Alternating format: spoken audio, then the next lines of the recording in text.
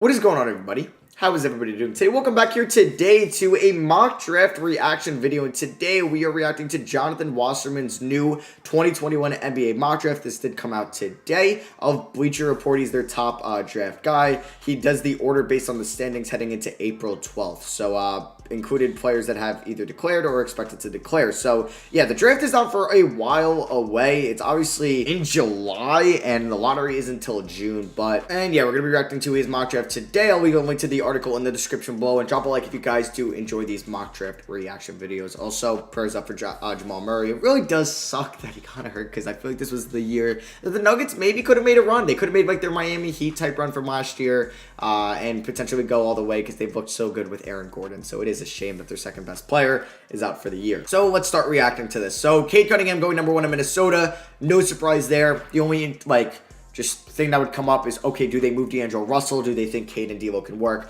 The odds of Minnesota keeping the number 1 pick are very low if they end up with the worst record. If we've looked at the new lottery odds through the last 2 years, the Knicks have had 1 and dropped to 3. The Warriors had 1 and dropped to 2. Now, you're not dropping a lot, but we haven't seen one of those teams stay at 1 yet. So will it happen this year? The odds are not in favor. But if we're gonna just have like our mindset set on this as the order, this is obviously the no-brainer pick, and then you figure it out from there. 2, the Houston Rockets taking Evan Mobley. I agree with that as well. You would have an Evan Mobley and Christian Wood frontcourt, and you don't need to touch your power forward and center for at least the next decade, pretty much. Well, Christian Wood is 26, so maybe the next 5 or so years. But yeah, that would be a great frontcourt to go with moving forward. Maybe you think about Jalen Suggs to be behind John Wall until he's gone. But I think Evan Mobley would be the pick here for them 100%. Detroit taking Jalen Suggs. I disagree. I'm still a Jalen Green fan a lot. And I think Suggs and I've said this before. I think Hayes and Green would work a lot better than Hayes and Suggs, because Green doesn't really need the ball in his hands too much. He can work off ball. And I don't know if you have Suggs and you have Hayes, who's going to work off ball. But I guess I don't know. I'm trying to kind of maybe compare it to Sacramento when they got Tyrese Haliburton, when they had Fox, and Haliburton's worked fine being off ball, but we kind of knew he could be an off ball type of player. Will that be Suggs? Will that be Hayes? I feel like it would be more Hayes than Suggs. I don't know. I think I would lean towards Green more, but we'll see kind of what happens at the end of the year and where kind of these players are getting some hype.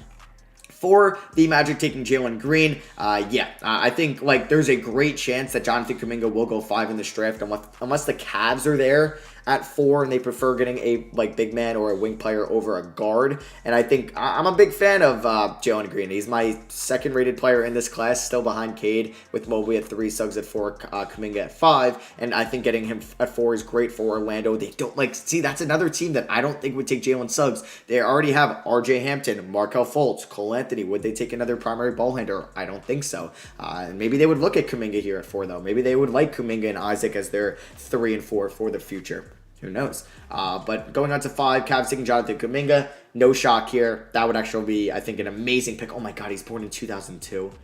Holy, I'm getting so old, man. I'm born in 99, and I feel old looking at that. 2002? Oh my God, that's crazy. That is actually crazy. Okay, on to 6. So this is where everybody's mock is different. The top 5 is pretty much those 5 players, maybe in some different order. But Keon Johnson is getting a lot of love as the 6th overall pick. I'm still kind of big on Scotty Barnes going potentially at 6, or even if you like somebody with more, I guess, just skill right now, like James Bouknight, I'm a big fan of as well. But Keon Johnson has all the intangibles to be a great player in the NBA on both sides of the floor. As a 2, as a 3, as a great defender, and even a solid shooter, but a really good slasher and just getting to the rim and finishing inside, because he did very well in that department at Tennessee. Jalen Johnson going to the Thunder at 7. Now, the Thunder are going to be bad for still a little bit, so why not take a player that's probably very raw, still didn't play a lot of college since he did opt out mid-season, but he has the size of the frame and the playmaking ability to be an amazing stretch 4 one day, or just somebody that could just be a mismatch at the 4 position. I think, though, at 7, I would probably lean towards Scotty Barnes, though, over Jalen Johnson. But I wouldn't I see where this pick is coming from, so I kind of agree there. Toronto taking Florida State wing. Scotty Barnes here, 3/4. I think he is somebody that can is the prototypical modern day stretch 4 that could shoot, play defense, pass, rebound, ball handle, run in transition, and then he could I don't know. I think he's good enough on both ends of the floor. He'll never be as good of a defender than Draymond Green, but I think he is somebody that can be a poor man's, not a poor man's, but like a little bit less on Draymond on defense, but just be so much of a better offensive player because he's a great playmaker and his size puts him out like he's 6'9", 227.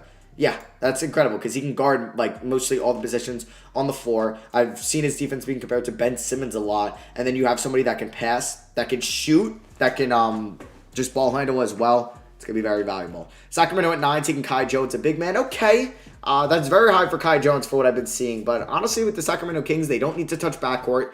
They're kind of okay at wings with, like, Buddy Hield and Harrison Barnes. And then, yeah, I think they should address front court. Like, I'm sure they're a team that would love Evan Mobley. I mean, like, how can you not? Like, so you'd have maybe Kai Jones and Marvin Bagley in your front court. And, like, I mean, Marvin Bagley's going to be a restricted free agent, not this year, but next year. And the signs aren't pointing like that they should like bring him back, but or just at least commit to him long term. And then they have Rashawn Holmes is still pretty solid. So you know what? I like Kai Jones going to the Kings at 9. 10, the Magic getting Davion Mitchell. I still think that's kind of high for Davion Mitchell, especially for a team like Orlando. I disagree with that for where Orlando's timeline is. If like this is like the Warriors or the Raptors, a team that plans on being good again next year, or even the Pacers. Yeah, I like that. But the Magic aren't going to be good next year, most likely. I would take somebody with a lot more long-term potential. I think Mitchell's ceiling isn't as high as a lot of other players that can go after him, like a Jaden Springer, like a James Bouknight, and probably some of these other players that I'll mention in a little bit. Even like a Sharif Cooper, but they don't need another guard. So maybe they go with a big man here. But yeah, I don't know. I'm not the biggest fan of Davion Mitchell to Orlando. If he's going 10 to like Golden State or Indiana or Toronto, one of those teams end up at 10, I'm fine with that. But I just don't. Or like maybe even Charlotte if they're going to lose Devontae Graham in free agency and they still want to be good next year. But Orlando, I'm not a fan of that. Late lottery, so he's got like, or Moses Moody. He was another player I was trying to think off the top of my head that I think would fit even better for Orlando. But hey, if they're going to target like a wing at 10, maybe they should look at Kuminga over Jalen Green at pick 4 where they were before. But he's got Moses Moody going to the Pelicans at 11. I think that's a great fit, either him or Cam Thomas. The Warriors getting Franz Wagner, another player that I think is playing a lot older than what he is, and I think he needs to go to a good team rather than like a team that's not great / rebuilding like the Orlando Magic. Even like a Kings or a Hornets or a Warriors or a Pacers, Raptors, I think that's where Franz Wagner could fit best at. Indiana Pacers taking Josh Giddey, and then the Spurs taking Alperen Sengun. You guys know I don't really watch foreign prospects until after the season ends, so I don't know much about these guys, but I know Giddey's getting a lot of lottery love, and Sengun as well as probably the third best big man in this class, if you're not counting Kuminga, behind Mobley and Kai Jones. So on to 15, Corey Kissberg going to the New York Knicks. I mean, the Knicks could definitely use his shooting, but I prefer James Bouknight over him, who goes one pick later to Memphis. I think Bouknight would be a fantastic pick for Memphis, but I think New York could definitely use Bouknight's shooting. He's a little bit younger than Kissberg, and obviously, like the Knicks, it took a senior last year, or no, he was a junior, but he was as old as a senior in Obi Toppin. But yeah, I think the Knicks, like, I don't know, with Kispert on the board to like San Antonio or Indiana or Golden State, I think he would make a lot more sense for one of those teams than for the Knicks. At least, like, especially for Josh Giddey. Like, they got Brogdon. We'll see if he stays there for a while. And Aaron Holiday, we'll see as well. But I think they could use somebody like Corey Kispert and his shooting and his veteran play style. So we got Zaire Williams going to the Celtics at 17. I definitely don't see that happening. We have seen them taking 2 young, raw wings in the past, and Romeo Langford and Aaron Nesmith. Romeo Langford hasn't really worked out at all. Aaron Nesmith, not worked out as probably most people thought it would so far. I mean, it's only his rookie year. I don't think they go with another player like that in Zaire Williams, who's raw and definitely has a lot to work on. I don't see that. I think they could maybe look at a Cam Thomas, maybe. Even though I think he's a little less raw than Zaire Williams. I'm sure they would love a Corey Kispert. Charlotte getting Isaiah Jackson. I like that. Him with LaMelo Ball, I think that would definitely help and progress his development. He's definitely a raw player coming out of Kentucky.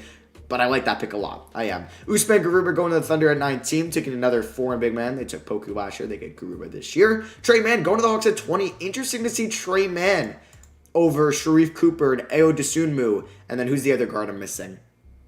Jared Butler? No, I think he can go above Jared Butler. I feel like there's one other player I'm forgetting, but okay.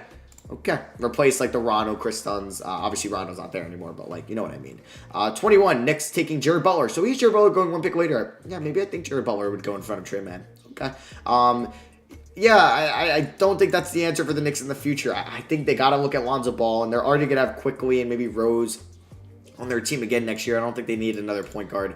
Well, it depends what they do in free agency. If they think they're going to get Alonzo Ball or somebody like that, then I would not go for a point guard. But if they don't, then I would go a point guard in this class. Cam Thomas going to the Rockets at 22, a player that is one of the best shooters and off-ball offensive players in this class. And I think Houston can definitely take that there. And if you're getting him and you're getting Sharif Cooper in this class along with Evan Mobley, yeah, that's nice because the Rockets, like the Blazers are going to make the playoffs. They're going to get their first. They're going to get the Bucks first because it's a swap with their second round pick. So they're going to get another late first. And then like if they can actually land a top 4 pick, man, you can have like a future lineup of like Sharif Cooper, Cam Thomas, Jayshawn Tate, Christian Wood, and Evan Mobley. That's fun. That's fun. Lakers taking Josh Christopher at 24. I think they would go Ayo Dosunmu, a more veteran player, and with Dennis Schroeder possibly leaving, yeah, I don't see them going Christopher in this class.